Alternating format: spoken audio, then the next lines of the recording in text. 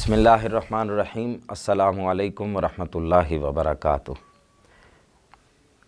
ناظرین و سامعین، حق نیوز کی خصوصی نشریات جمال رمضان کے ساتھ ایک بار پھر آپ کی خدمت میں حاضر ہیں۔ ناظرین اکرام، ہماری کوشش ہوتی ہے کہ ہر روز کسی نئے موضوع پر آپ کے سامنے کچھ بیان کیا جائے۔ ہم اس سلسلہ میں اپنے اسٹوڈیو میں علماء کو دعوت دیتے ہیں۔ آج 15 رمضان المبارک ہے اور آج نواسہ رسول، سبط رسول، حضرت جناب آقانا و مولانا جناب سیدنا امام حسن مجتبیٰ علیہ السلام ورضی اللہ عنہ آپ کا یوم ولادت ہے۔ اس سلسلہ میں اس نشست میں آپ کی سیرت، آپ کے فضائل اور دین اسلام کے لیے آپ کی خدمات کا ہم ذکر کریں گے۔ جناب حضرت امام حسن مجتبیٰ وہ ہیں کہ جو حضرت امام حسین کے بھی امام ہیں۔ حضرت امام حسن مجتبیٰ، آپ نے سخاوت ہو، علم ہو، شجاعت ہو، آپ جس شعبہ زندگی میں دیکھیں گے، حضرت امام حسن مجتبیٰ جناب حضرت مولا مرتضیٰ شیر خدا کرم اللہ وجہ الکریم کی ایک عملی تصویر نظر آتے ہیں۔ اور اس سے بڑھ کر کہ صحابہ کبار رضوان اللہ علیہ مجمعین کی متعدد گواہیاں اس بارے میں کہ امام حسن مجتبیٰ جو ہیں وہ اپنے نانا جان جناب آقا کریم رؤوف الرحیم صلی اللہ علیہ وسلم سے کس قدر مشابہت رکھتے تھے۔ یہی بات ہے کہ صحابہ کبار رضوان اللہ علیہ مجمعین فرماتے ہیں کہ جب ہمیں آقا کریم رؤوف الرحیم صلی اللہ علیہ وسلم کی یاد آتی تو ہم حضرات حسنین کریمین میں سے جناب کبھی حضرت امام حسن مجتبیٰ کو دیکھتے، کبھی حضرت امام حسین کو دیکھتے، ہم انہیں دیکھتے تو ہماری یاد اور وہ تڑپ جو ہے اس میں ہمیں کچھ آسرا ملتا۔ حضرت امام حسن مجتبیٰ بچپنے سے لے کر جب آپ کی پیدائش ہوئی تو میرے آقا نے آپ کو حسن نام دیا۔ اس کے ماں بعد اب آقا کریم رؤوف الرحیم صلی اللہ علیہ وسلم کی جھولی میں پلے بڑے، اور یہاں تک کہ جناب آقا کریم رؤوف الرحیم صلی اللہ علیہ وسلم آپ سے اس قدر محبت فرمایا کرتے تھے کہ وہ آپ کو چومتے بھی، آپ کو سونگتے بھی، اور فرماتے کہ یہ حسن و حسین میرے جنت کے دو پھول ہیں، ان سے جنت کی خوشبو آتی ہے۔ آپ ابھی چھوٹی ہی عمر میں ہیں کہ آقا کریم رؤوف الرحیم صلی اللہ علیہ وسلم کے پاس ایک فرشتہ آ کر یہ بتاتا ہے کہ آپ کے یہ جو دو نواسے ہیں، ان الحسن والحسین سیدہ شباب اہل الجنہ، یہ کس قدر بلند مقام اور مرتبے والی ہستی ہیں۔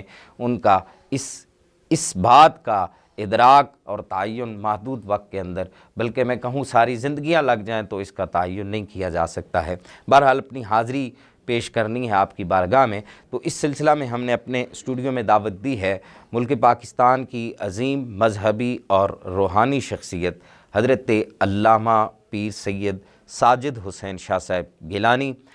آپ رکن شورا ہیں انجمن محبان آل و اصحاب کوٹلی ستیاں کے۔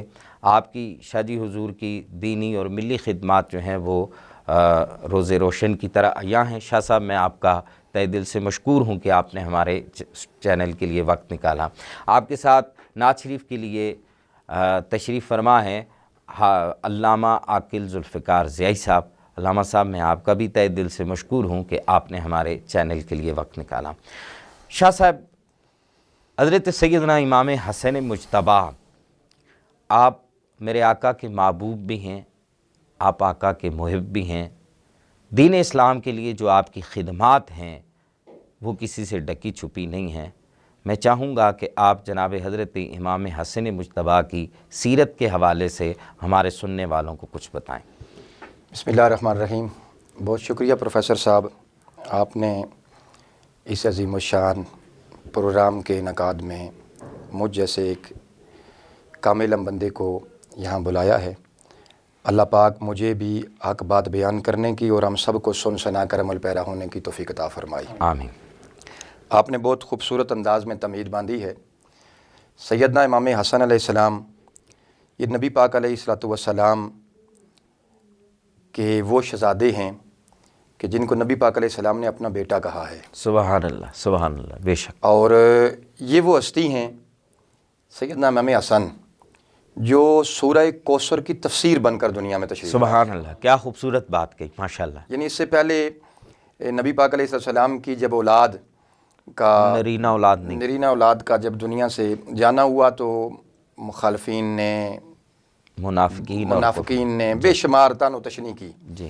تو پھر اللہ رب العالمین نے اپنے محبوب علیہ السلام کو سورہ کوثر کی صورت میں ایک تحفہ عطا فرمایا۔ سبحان اللہ۔ اور سورہ کوثر کے نزول کے بعد جو پہلی خوشی مولا علی کے گھر میں اور خاتون جنت کے گھر میں تشریف لائی وہ سیدنا امام حسن کی ذات ہے۔ سبحان اللہ۔ اور نبی پاک علیہ السلام نے جیسے آپ نے خود بیان فرمایا کہ امام حسن کا نام خود رکھا، حالانکہ مولا علی نے بھی نام رکھا تھا، جی ہاں، لیکن نبی پاک علیہ السلام نے فرمایا علی اس کا نام میں خود رکھوں گا، بلکہ حسن و حسین دونوں کے نام نبی پاک علیہ السلام نے خود رکھے ہیں۔ جی سبحان اللہ۔ اور یہ نام دنیا میں پہلی مرتبہ آئے ہیں، اس سے پہلے کسی کے نام نہیں۔ جی، خود یہ حدیث کے الفاظ بھی بالکل ایسے بھی الفاظ ہیں حدیث رسول یہ نام صلی اللہ علیہ اللہ وسلم نے کے جو ہے وہ مخلوق سے چھپا کے رکھے ہوئے تھے۔ سبحان اللہ۔ بہرحال اس کے بارے میں بے شمار روایات ہیں، جی، لیکن خوش نصیبی دیکھیں کہ جو دنیا میں تشریف لاتے ہیں، ایک تو سورہ کوثر کی تفسیر بن کر پہلی خوشی آئی، اللہ اکبر، پھر دوسری آپ دیکھیں کہ جن کا نام نبی پاک علیہ السلام تجویز فرماتے ہیں۔ سبحان اللہ۔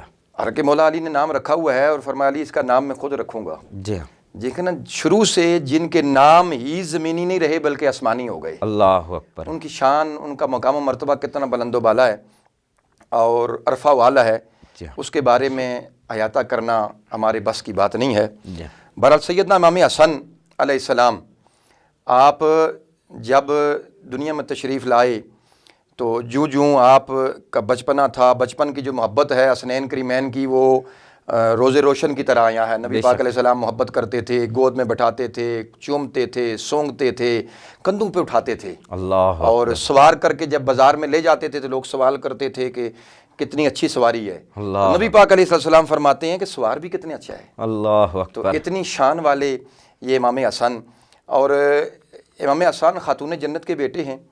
کائنات کے اندر ہر بندے کی جو نسل چلی ہے نا، وہ باپ کی طرف سے چلی ہے۔ جی بے شک، یہ اعزاز ہے خاتون جنت کے لیے۔ سبحان اللہ۔ اور یہ حضرت سیدنا عمر فاروق رضی اللہ تعالیٰ عنہ اور ایک اور بھی صحابی رسول ہیں، ان کی طرف سے بھی یہ روایت ہے کہ میری جو اولاد ہے وہ فاطمہ الزہرا کی طرف سے آئے گی۔ اللہ، تو پھر یہ نسب جو ہے تو وہ یہ پاکیزہ نسب جن کے بارے میں سیدنا عمر فاروق رضی اللہ تعالیٰ عنہ آپ فرماتے ہیں کہ کل سبب و نسب ینقطع یوم القیامہ الا ما کان من سبب و نسبی، یعنی قیامت کے دن ہر سبب و نسب منقطع ہو جائے گا، جی، اور میرا ہی سبب و نسب جو ہوگا وہ قیامت کے دن بھی قائم رہے گا۔ اللہ اکبر۔ امام حسن نبی پاک علیہ السلام کے پھول بھی ہیں، خوشبو بھی ہیں، ان کی شان، مقام و مرتبہ بھی عرفہ والا ہے۔ پھر نبی پاک علیہ السلام کے فرمان ان کے بارے میں اتنے عظیم ہیں کہ حضرت ابو ہریرہ رضی اللہ تعالیٰ عنہ سے روایت ہے کہ امام زابی نے اس کو نقل کیا ہے کہ وہ فرماتے ہیں کہ آقا علیہ السلام کے یہ شہزادے جب ایک جگہ بیٹھے ہوئے تھے اونچی جگہ پر، تو جب ان کے جوتے مبارک تھے ان کو جب اپنی پگڑی اتار کر تو صاف کیا گیا، تو انہوں نے کہا کہ آپ کیا کرتے ہیں؟ میرے نبی پاک علیہ السلام کے صحابی ہیں۔ تو انہوں نے فرمایا نہیں حسن، جو ہم نے رسول اللہ سے تمہاری شانیں سنی ہیں، اللہ، تو ہم اس سے بھی زیادہ کریں تو اس میں بھی کوئی حرج نہیں ہے۔ یعنی اتنا بڑا مقام و مرتبہ تھا امام حسن کا۔ میں شاہ صاحب بڑی خوبصورت پیرائے میں بات چل رہی ہے۔ حضرت امام حسن مجتبیٰ آپ ایسی ہمہ چیز شخصیت ہیں کہ زندگی کے کسی بھی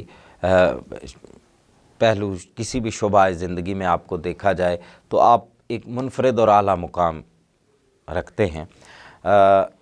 نبی علیہ السلام کی محبت تو آپ سے تھی ہی، اور آپ کی جو محبت تھی نبی علیہ السلام سے تھی۔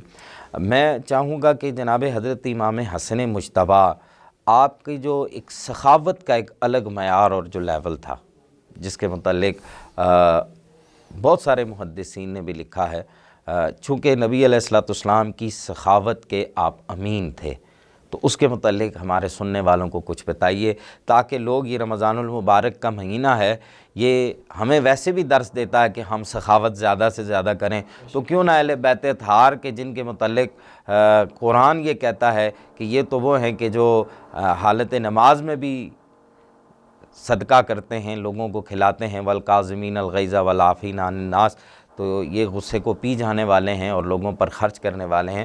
تو میں چاہوں گا کہ اس کے متعلق کچھ ارشاد فرمائیے۔ سیدنا امام حسن کی سخاوت کا کیا کہنا، کہ آپ کے پاس کبھی بھی زندگی میں کوئی سائل آیا تو آپ نے اسے خالی نہیں لٹایا جی، بلکہ بے شمار روایات میں ایسے آتا ہے کہ جب بھی آپ کے پاس کوئی مانگنے کے لیے آتا تھا تو آپ اپنے پاس جو کچھ ہوتا تھا وہ اسے عطا فرما دیتے تھے. سبحان اللہ.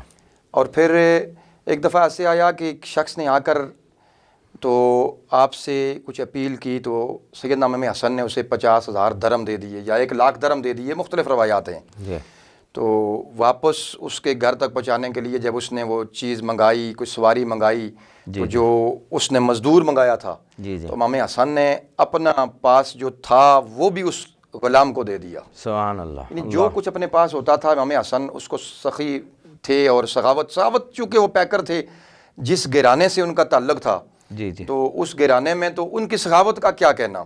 سبحان آپ سخاوت میں باقی باتیں چھوڑ دیں، ان کا بچپنا، ان کی جوانی دیکھیں نا. سب سے عظیم چیز جو آج کے دور میں سمجھی جاتی ہے، لوگ اقتدار کو بہت ہی عظیم اور معتبر سمجھتے ہیں، اور یہ جو کرسی ہوتی ہے بڑی محبت کرتے اس کا بڑا لالچ ہوتا ہے. جی اور اس کرسی کے بل بوتے پر بہن بھائیوں کے رشتے سے لوگ، آپ دیکھیں نا اس دنیا کے معاشرے کے اندر کے لوگ اپنے رشتوں کو بھول جاتے ہیں اس کرسی کے لالچ میں. عہدہ اور سٹیٹس جو ہے، عہدہ اور سٹیٹس چونکہ طاقت ہوتی ہے. اور امام حسن وہ ذات ہے نبی پاک علیہ السلام کے کہ جن کے پاس جو وقت کے خلیفہ تھے، یعنی خلفائے راشدین میں امام حسن بھی 5ویں خلیفہ آتے ہیں. یعنی 6 مہینے تک امام حسن نے خلافت کی ہے. جی ہاں.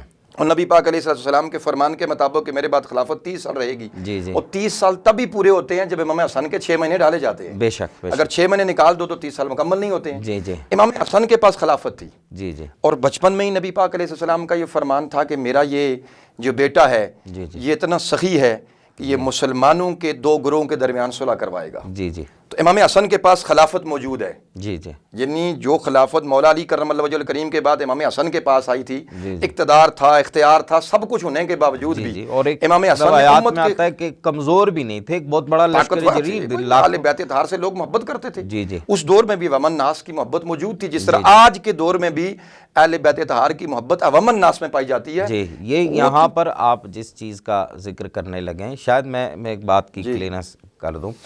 لوگوں کے ذہنوں میں یہ ہوگا شاید کہ حضرت امام حسن مجتبیٰ شاید کمزور پڑ گئے تھے، حکومت پر آپ کی گرفت نہیں تھی، خلافت پر یا امور پر، تو شاید اس لیے آپ نے ایسی اتنی بڑی قربانی دی اور جو ہے وہ خلافت جو اپنے اس سے دستبردار ہو کر امت کو ایک بہت بڑے فتنے سے بچا لیا. چونکہ آپ کے مخالفین جو تھے وہ کسی بھی قیمت پر حکومت پر قابض ہونا چاہتے تھے، اور انہیں اس بات سے کوئی غرض نہیں تھا. اس سے پہلے مولا علی پاک کے ساتھ جنگیں لڑی گئیں، اور اس کے بعد سے یہ عرصہ دراز سے یہ سلسلہ چلا آ رہا تھا. تو یہ میں نے کر دیا. بہت اچھی بات کی آپ نے.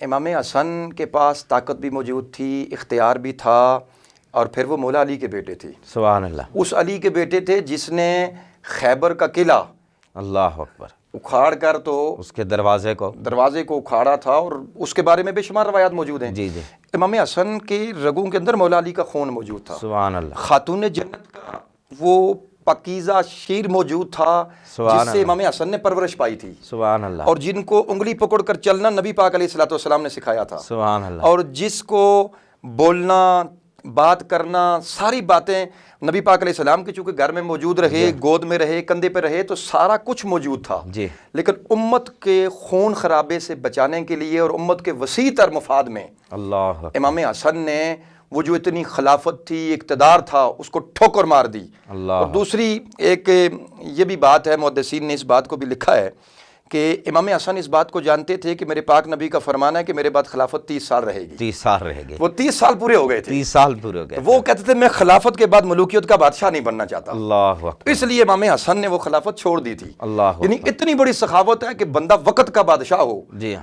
وقت کا اقتدار آپ کے پاس ہو، جی. تو بندہ امت مسلمہ کی بہتری کے لیے، ان کے وسیع مفادات میں آ کر تو بندہ خون خرابے سے امت کو بچانے کے لیے اقتدار کو چھوڑ دے. اللہ. دیکھ لیں امام حسن کو جی ایک آج کے دیکھ لیں نا آستانے ہوتے ہیں، مختلف آستانوں کے لوگ جو سجادہ نشین ہوتے ہیں، وہ اپنی سجادہ نشینی نہیں چھوڑتے ہیں. جی جی اس کے لیے لڑتے ہیں، اس کے لیے لڑتے ہیں، جگڑتے ہیں، خون خرابے ہوتے ہیں. جی جی. تو امام حسن کوئی معمولی ہستی تو نہیں تھی نا، وہ رسول اللہ کے دربار کے سجادہ نشین تھے.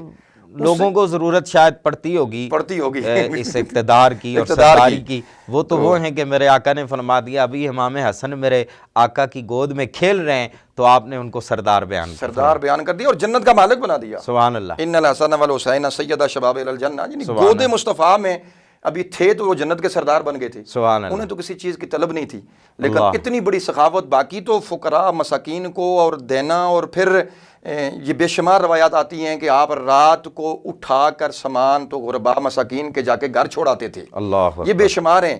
لیکن یہ تو چھوٹی چیزیں نا، غرباء مساکین کی مدد کرنا بندے سمجھیں گے کہ شاید عام لوگ بھی کر سکتے ہیں. جی جی. آج کے دور پہ بھی لوگ غریبوں مسکینوں کی مدد کرتے ہیں، لیکن اقتدار اس وقت اسلام کی اتنی بڑی ریاست اور اس کا اقتدار امام حسن کے پاس، اس کو چھوڑ دینا اور ٹھوکر مار دینا، یہ سخاوت صرف نبی کے گھرانے والے کر سکتے ہیں. سخاوت سے نبی ماشاءاللہ بڑی خوبصورت گفتگو شاہ صاحب فرما رہے ہیں. یہاں چونکہ وقت ہوا چاہتا ہے نعت شریف کا، تو ہمارے ساتھ موجود ہیں عاقل ذوالفقار صاحب.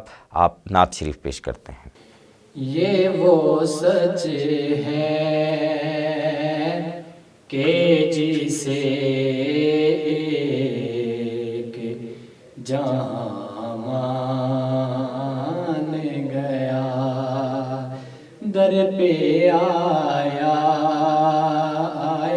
در پہ آیا جو گدا بن کہ وہ سلطان گیا، اور اس کے انداز نوازش پہ میں قربان گیا، نعمتیں بانٹتا جی سمت وہ ذیشان گیا، ساتھ ہی منشی رحمت کا قلمدان گیا، اور تیری چاہت کا ملزیست کا منشور رہا، تیری دہلیز کا پھیرا میرا دستور رہا. یہ الگ بات کہ تو آنکھ سے مستور رہا، دل ہے وہ دل جو تیری یاد سے معمور رہا، سر ہے وہ سر جو تیرے قدموں پہ قربان گیا، اور بام مقصد تمنا کے زینے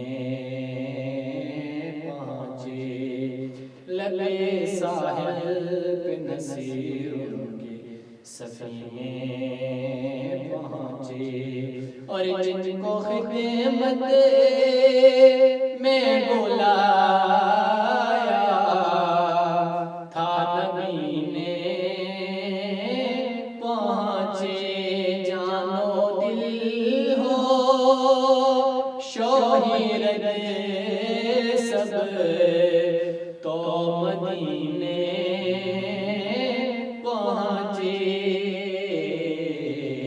تم نہیں چلتے رضا سا رات و سامان گیا. ماشاءاللہ یہ تھے عاقل ذوالفقار سیائی صاحب، جو اعلیٰ حضرت الشاہ امام احمد رضا خان فاضل بریلوی کا لکھا ہوا کلام اور اس پہ حضور نصیر ملت کی لکھی ہوئی پیاری تضمین پیش فرما رہے تھے. شاہ صاحب گفتگو کا سلسلہ وہیں سے آگے شروع کرتے ہیں. حضرت امام حسن مجتبیٰ نبی علیہ السلام کے محبوب بھی ہیں، محب بھی ہیں، آپ سخیوں میں بھی ایک اعلیٰ مقام رکھتے ہیں. میں چاہوں گا کہ جناب حضرت امام حسن مجتبیٰ کی زندگی کے بہت سارے، ویسے تو جس آپ پہلو پہ بات کریں تو اس پہ ایک وقت طویل چاہیے ہوتا ہے، آپ کا ایک علمی مقام بھی تھا، آپ نے اس گھرانے میں آنکھ کھولی، ایک تو علمی وجاہت جو تھی آپ کی، آپ اس اعتبار سے بھی ہمارے سننے والوں کو کچھ بتائیں، اور ساتھ ہی جو حضرت امام حسن مجتبیٰ کے اندر ایک شجاعت کا جو پہلو تھا، آپ کس قدر شجاع تھے، اس کے متعلق کچھ آپ ہمارے سننے والوں کو ضرور بتائیں۔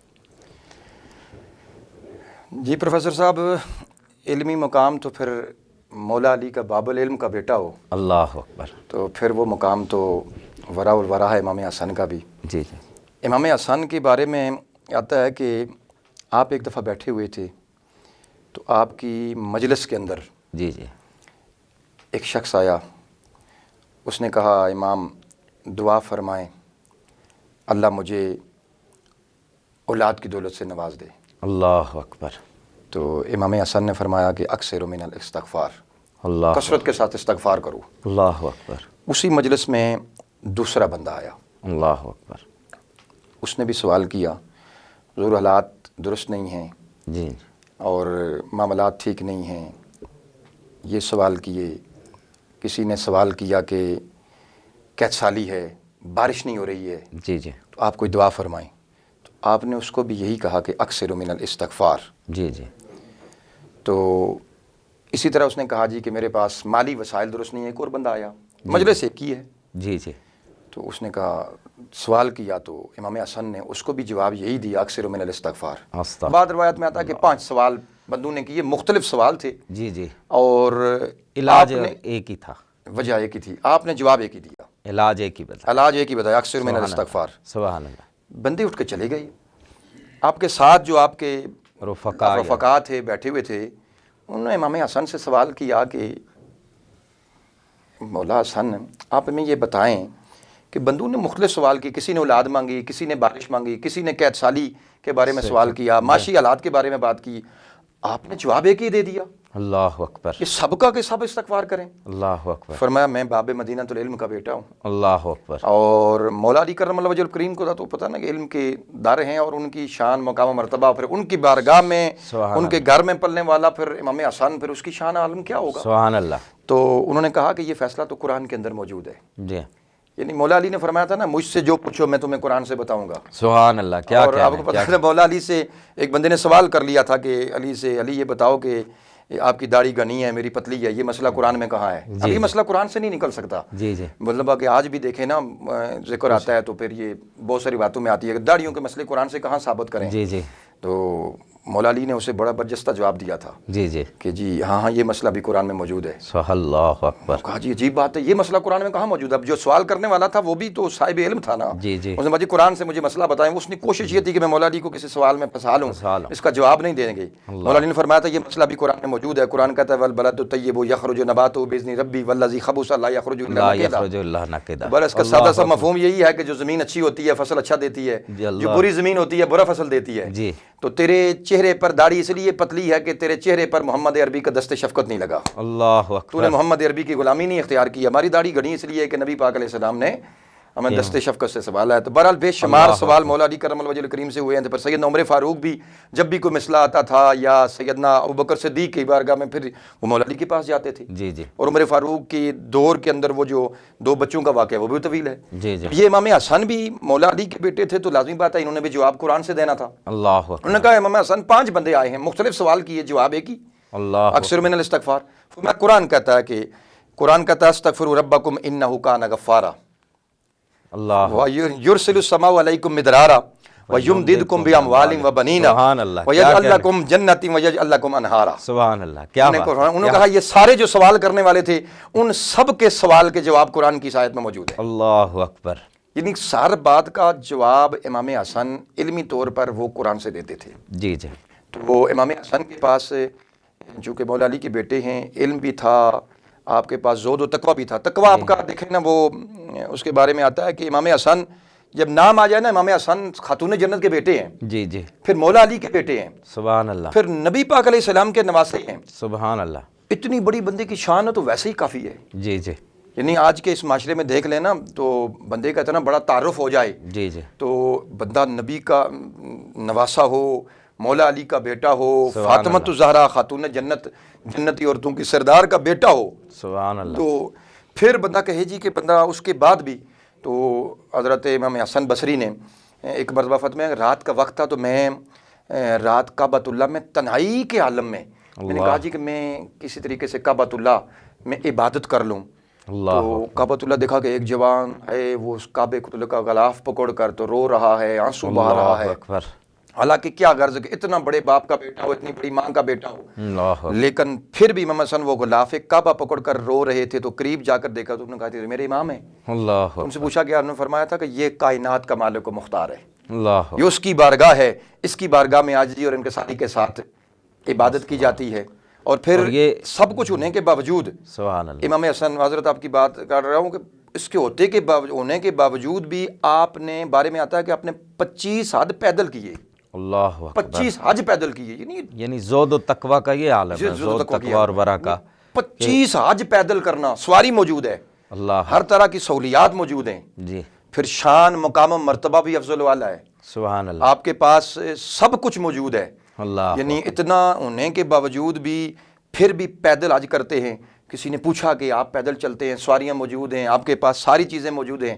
فرمایا میں اس رب کی بارگاہ میں جا رہا ہوں جو ساری کائنات کا مختار ہے، اس کی بارگاہ میں عاجزی اور انکساری لے کے جا رہا ہوں.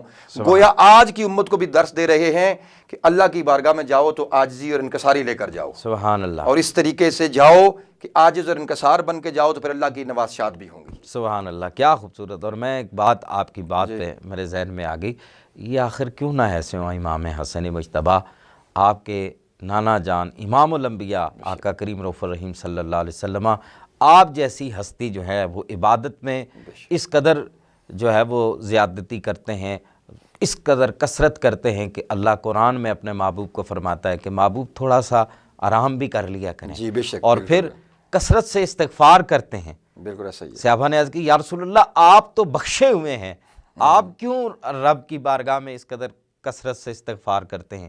تو میرے آقا فرماتے ہیں میں کیا تم نہیں چاہتے کہ میں اللہ کا جو ہے وہ برگزیدہ بندہ بن جاؤں اور اس کا شکر ادا کرنے والا بن جاؤں؟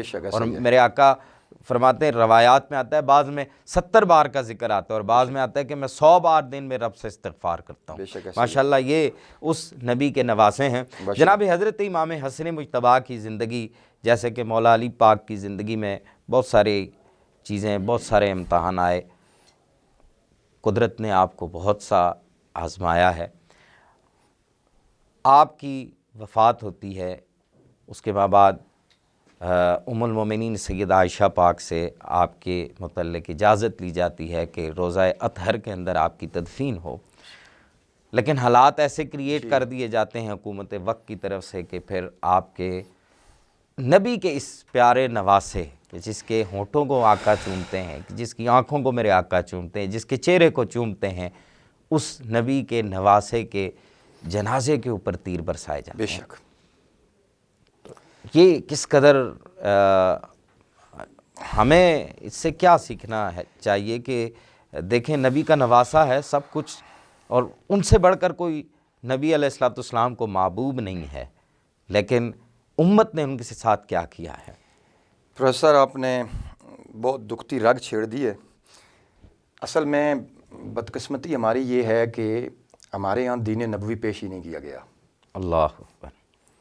اور جو دین بنا کر پیش کرنے کی کوشش کی جا رہی ہے عرصے دراز سے، جی جی، وہ جس طریقے سے چل رہا ہے وہ سب کے سامنے ہے. جی جی، یہ سب چیزیں روزے روشن کی طرح یہاں ہیں، ہر کوئی جانتا ہے، سمجھتا ہے. جی جی، جو بھی ظلم و ستم اہل بیت اطہار پہ ہوئے، جی اس جی، دور میں تو اہل بیت اطہار کو کاٹ کر نیزے کی نوک پہ چڑھایا گیا. جی جی، اور آج کے دور میں بدقسمتی یہ ہے کہ صاحب علم لوگوں نے قلم کی نوک پہ اہل بیت اطہار کو رکھا ہوا ہے. اللہ اکبر. اور جہاں بھی کوئی روایت آتی ہے یا حدیث مبارکہ آتی ہے یا اس کو فوراً ریجیکٹ کر دیا جاتا ہے. جی، فضائل اہل بیت میں یہ قابل قبول ہی نہیں ہے. جی جی، لیکن اتنی کوشش کرنے کے باوجود بھی جی جی، 14 صدیاں تقریباً 15 صدی بھی اختتام خود یہ سوچنے کا مقام ہے کہ علماء اکثر بیان کرتے ہیں. امام احمد بن حنبل فرماتے ہیں کہ میں 300 آیات قرآن کی وہ جانتا ہوں 300 سے زائد کے جو مولا علی کی، اور سب سے زیادہ احادیث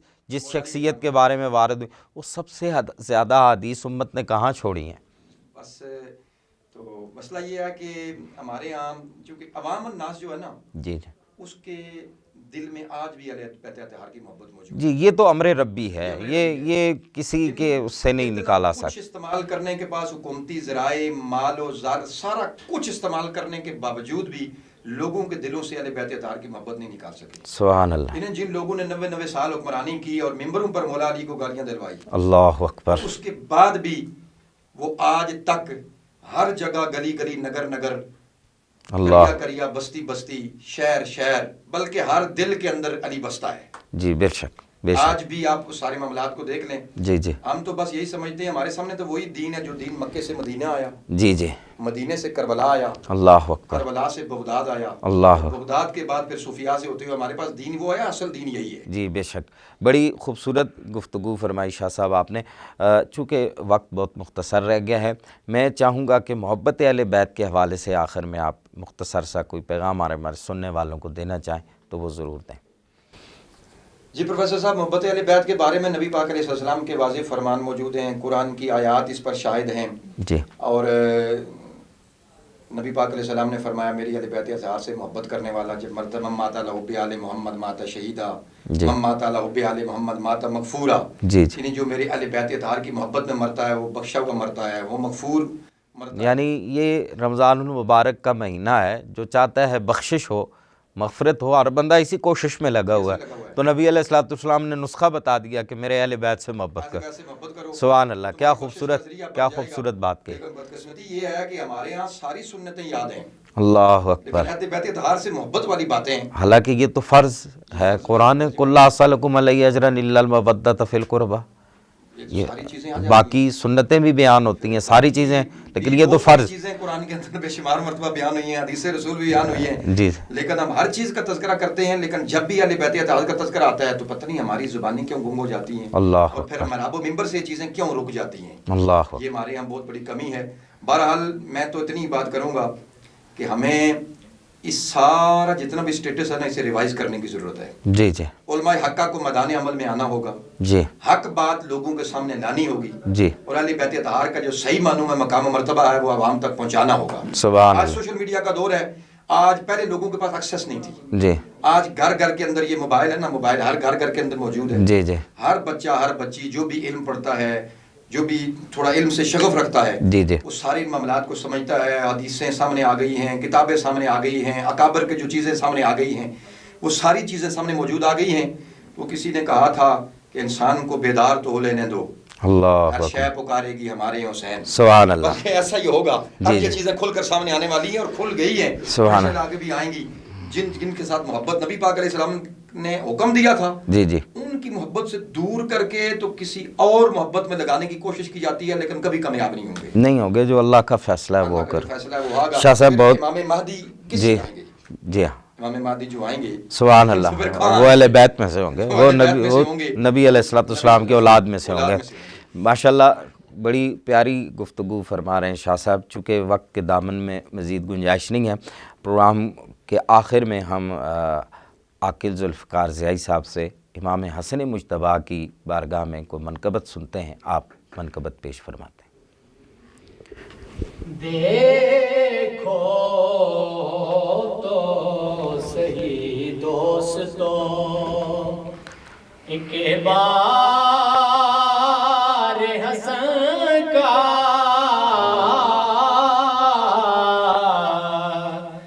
دیکھو تو صحیح دوستو، ایک بار حسن کا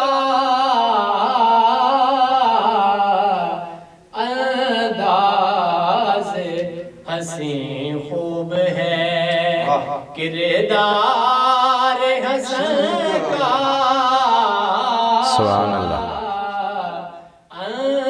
انداز حسین خوب ہے، اور خالی نہیں جائے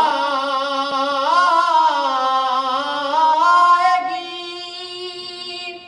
دعا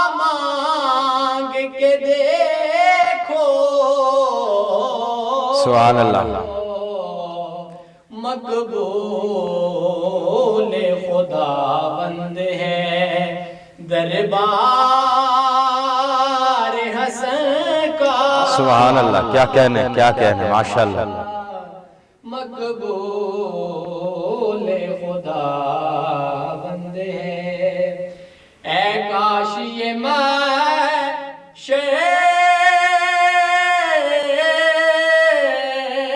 میں کہیں مجھ سے یہ فرشتے سبحان اللہ جاسوئے جنا تو ہے وفادار حسن کا کیا کہنے، سبحان اللہ، کیا بات ہے، کیا بات ہے جاسوئے جنا تو ہے دوزخ میں کہاں اتنی مجال اس کو بھی جلائے کیا بات ہے، کیا بات ہے قلب میں ہے جلوہ نما پیار حسن کا بے شک بے شک بے شک سبحان اللہ جس قلب میں ہے جلوہ نما پیار حسن کا جس قلب میں ہے جلوہ نما اور سینے میں ہے ارمان یہی فضل خدا کا مشہود رضا کر لوں میں دیدار حسن کا سبحان اللہ، کیا کہنے انداز حسین خوب ہے ماشاءاللہ، بہت خوبصورت انداز میں امام حسن مجتبیٰ سلام اللہ علیہ کی بارگاہ میں اپنی عقیدتوں کا نذرانے پیش کر رہے تھے جناب عاقل ذوالفقار سیائی صاحب۔ پروگرام کے آخر میں ایک بار پھر دونوں شخصیات کا تہہ دل سے مشکور ہوں کہ آپ نے ہمارے اس چینل کے لیے وقت نکالا۔ ناظرین اکرام، پروگرام کا وقت ختم ہوا چاہتا ہے، ہر روز کی طرح آج بھی آخر میں ایک پیغام، اور وہ یہی ہے کہ جن ہستیوں سے آقا کریم رؤوف الرحیم صلی اللہ علیہ وسلم نے محبت کی ہے اور محبت کرنے کا حکم دیا ہے، اور خود قرآن جن سے محبت کا حکم دیتا ہے، ہمیں چاہیے کہ اگر ہم ایمان کی تکمیل چاہتے ہیں تو ہم ان سے محبت کریں۔ اس کے بغیر ایمان کامل نہیں ہو سکتا کہ خود نبی کریم رؤوف الرحیم صلی اللہ علیہ وسلم نے فرمایا کہ جس دل میں میرے اہل بیت کی محبت نہ ہو وہاں ایمان داخل ہو ہی نہیں سکتا۔ اللہ تعالیٰ کے حضور دعا ہے اللہ تعالیٰ ہمیں نبی علیہ السلام کی تمام نسبتوں کی محبت اور ان کا حیا عطا فرمائے۔ اجازت دیجیے، انشاءاللہ اگلے پروگرام میں پھر ملیں گے، تب تک کے لیے اللہ حافظ۔